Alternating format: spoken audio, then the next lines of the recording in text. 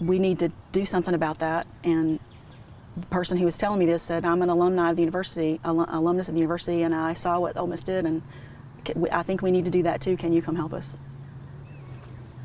In 2004, the first thing, the Philadelphia Coalition wasn't called that yet, but the first thing they asked me to talk about in the first meeting was what Ole Miss did.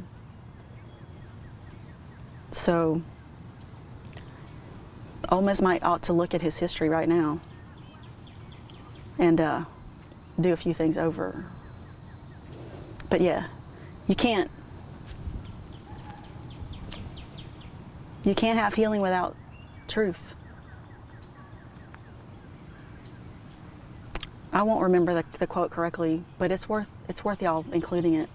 Jim Lowen, the man who wrote Lies My Teacher Told Me, and he wrote about sundown towns, and he also co-wrote the first integrated history textbook for the state of Mississippi that they had to sue to allow teachers to be able to use.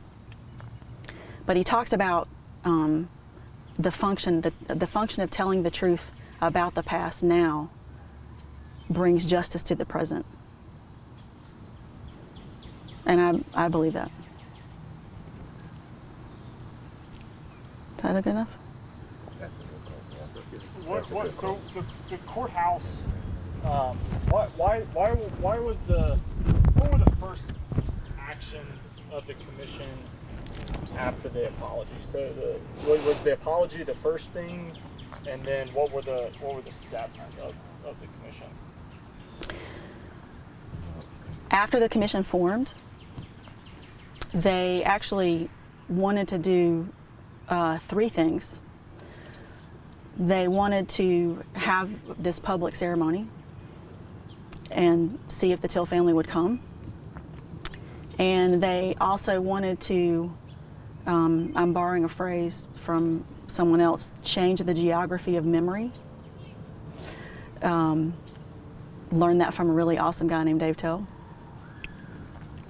So they wanted to put up signs in the historic places throughout Tallahatchie County that would help tell that story, that would interrupt the silence about the Emmett Till story. And they also wanted to do that in Greenwood, LaFleur County, and in Sumner, because of course the Till case took place across those counties. And we reached out initially to those counties, but they weren't particularly interested in doing that. I think the Till Commission had to show people what good could come of it, I guess. They had to be ambassadors or pioneers.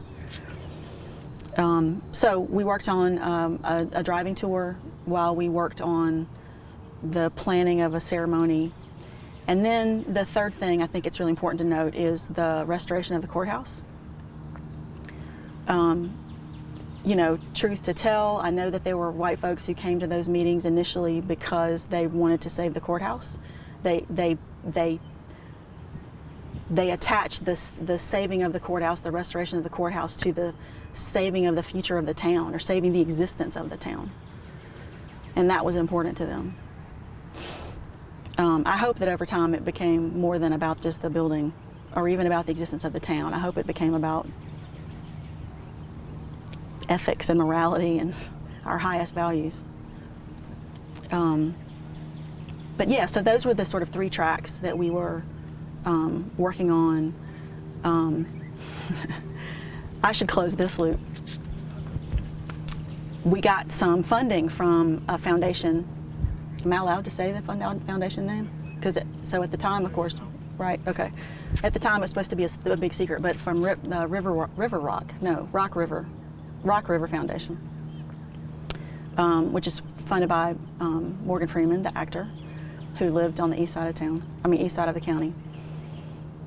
And the commission wanted to, take proposals for local companies to create the signs, create the markers. And so we had a public meeting, and the different companies came in that were going to, make their pitch to be the ones to make the markers. And they weren't going to be millionaires, by any stretch of the imagination, but they were definitely going to get paid to make those signs. And one of the people who came in to make a pitch was Reverend the reverend who asked me how come I was there to make money off the blood of a martyr. And that was a pretty private but intense moment of irony and schadenfreude and how things do come around.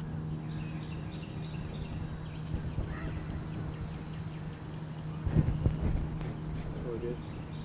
I think we've got solid questions. I think we could be here all day, but anything that you got, Pablo or RJ, anything y'all want to close out on, I think that'll work.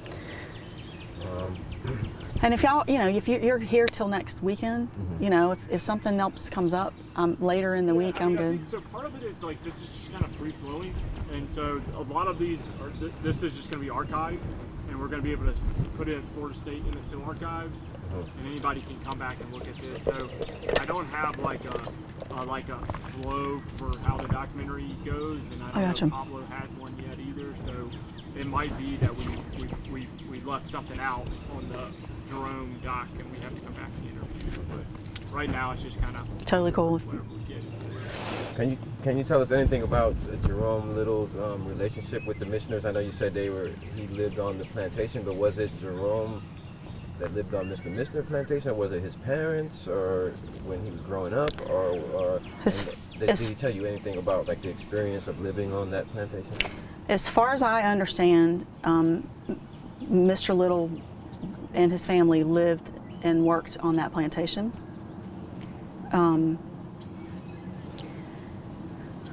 I never had the opportunity to talk to Mr. Little. I should say that better. Maybe I didn't make the opportunity to talk with Mr. Little alone about what his experience was like growing up there. We always had so much business to take care of, but I should have asked him that question away from the commission, because most of the time when that topic came up, Mr. Mitchner was in the room, and so I always felt like Mr. Little, out of kindness or whatever, the way that he would describe it is that they had this, that it was okay growing up there, that it was fine, that it was not too bad. And maybe it was. But it was still an imbalance of power. So I don't know. I always wonder if he would have talked about that more freely if I had talked to him about that topic by himself.